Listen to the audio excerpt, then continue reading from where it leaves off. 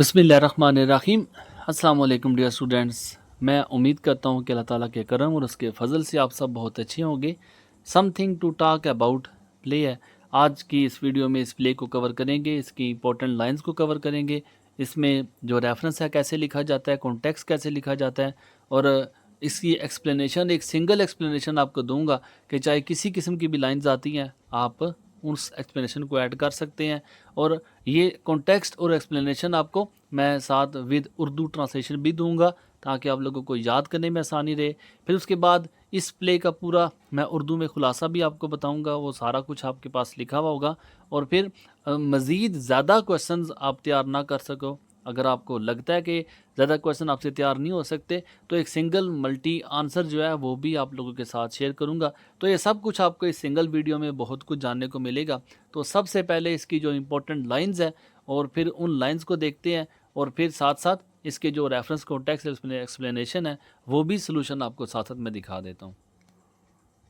ये something to talk about play की most important lines हैं, और वो लाइंस हैं जो एग्ज़ाम में बार बार रिपीट होती हैं।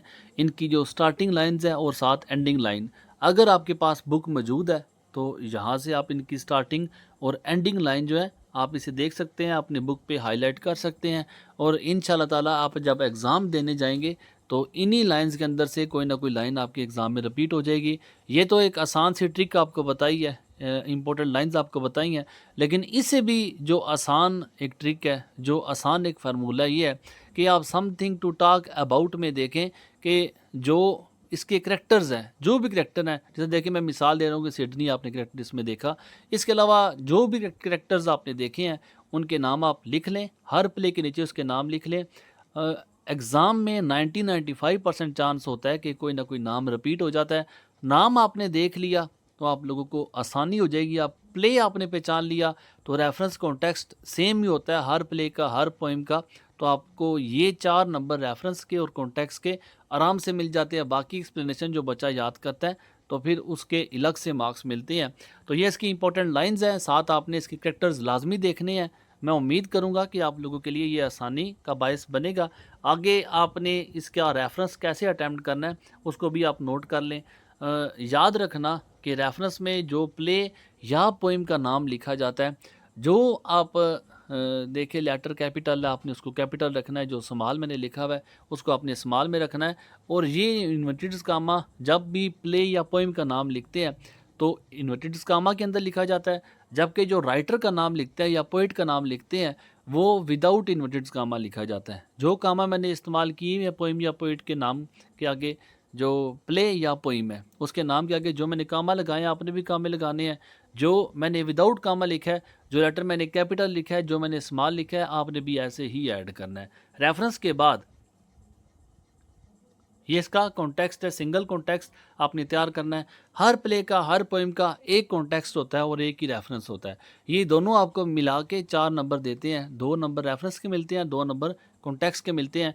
और इसमें आप लोगों की आसानी के लिए मैंने साथ उर्दू की ट्रांसलेशन भी ऐड की हुई है कि अगर किसी बच्चे को वोकैबुलरी का इशू हो तो आप उर्दू की ट्रांसलेशन देख के इसको आप ग्रिप कर सकते हैं, आप कहानी का अंदाज़ा हो जाएगा, याद करने में आसानी हो जाएगी। फिर उसके बाद ये एक्सप्लेनेशन एक मल्टी एक्सप्लेनेशन है।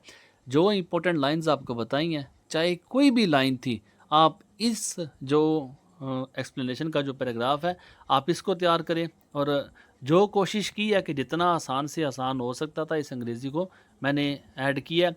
और फिर जो कोटेशंस आप देख रहे हैं, हर पैराग्राफ के एंड पे आपको कोट मिलेगी। आपको इसने जो बोल्ड वर्ड मैंने लिखे हैं, बोल्ड सेंटेंसेस हैं, आपने इसको लाजमी तैयार करना है। हो सकता है तैयार तो ज़रूर तैयार करें, नहीं हो सकता तो आप इसे स्किप भी कर सकते हैं। लेकिन याद करने का फ़ायदा ये होगा कि आपको ये एक्सप्लेनेशन जो है वैसे 3 नंबर की मिलती है, लेकिन जब आप कुछ डिफरेंट करके दिखाते हैं तो आप लोगों को 3 के 3 नंबर पूरे मिलते हैं। वैसे एक्सप्लेनेशन से 2 नंबर ही आते हैं। और उसके बाद एक्सप्लेनेशन में भी उर्दू ऐड कर दी है ताकि अगर किसी बच्चे को याद करने में मुश्किल हो तो आप उसके साथ उर्दू का तर्जमा भी देख सकते हैं। और कोटेशंस को भी साथ ट्रांसलेट कर दिया है। मैं उम्मीद करता हूँ कि आप लोगों के लिए ये आसानी का बायस बनेगा। ये तो आपका reference context explanation with important lines place की देखी है। अब इस प्ले का जो मेन जो बच्चे क्वेश्चन को भी देखते हैं कि इनके ज़्यादा क्वेश्चन आप तैयार नहीं कर सकते, तो वो आके चल के मैं इसका क्वेश्चन और इसका जो समरी है, उसका खुलासा है, वो भी आपको दिखा देता हूँ। समथिंग टू टॉक अबाउट की समरी आप मुख्तलिफ़ वीडियोज़ ना देखें, मुख्तलिफ़ लेक्चर्स ना सुने, आपकी आसानी के लिए मैंने इसी वीडियो में इसकी जो मुकम्मल समरी है, इसकी जो मुकम्मल कहानी है, वो उर्दू में ऊपर लिख दिया है, ताकि बच्चे जो हैं इस कहानी को आप ख़ुद से रीड करके काफ़ी कुछ आपको जानने को पता चल जाएगा, काफ़ी कुछ जानने को मिल जाएगा, काफ़ी कुछ आपकी जानकारी हो जाएगी और ये आपको मदद करेगा कि आप लोग इस पूरे प्ले में ग्रिप हासिल कर लेंगे। एक अंदाज़ा हो जाए, कहानी का खुलासा पता चल जाए, कहानी पता चल जाए प्ले की, तो कुछ बच्चे जो मोस्टली बच्चे जो सेल्फ़ राइटिंग कर सकते हैं, तो काफ़ी कुछ उन्हें जो है ये मदद मिल जाती है। अब उसके बाद वो स्टूडेंट्स जो बच्चे ज़्यादा क्वेश्चन तैयार नहीं कर सकते, अगर 8 से 10 क्वेश्चन एक प्ले से बनते हैं, तो हर क्वेश्चन को अलग आंसर के साथ तैयार नहीं कर सकते।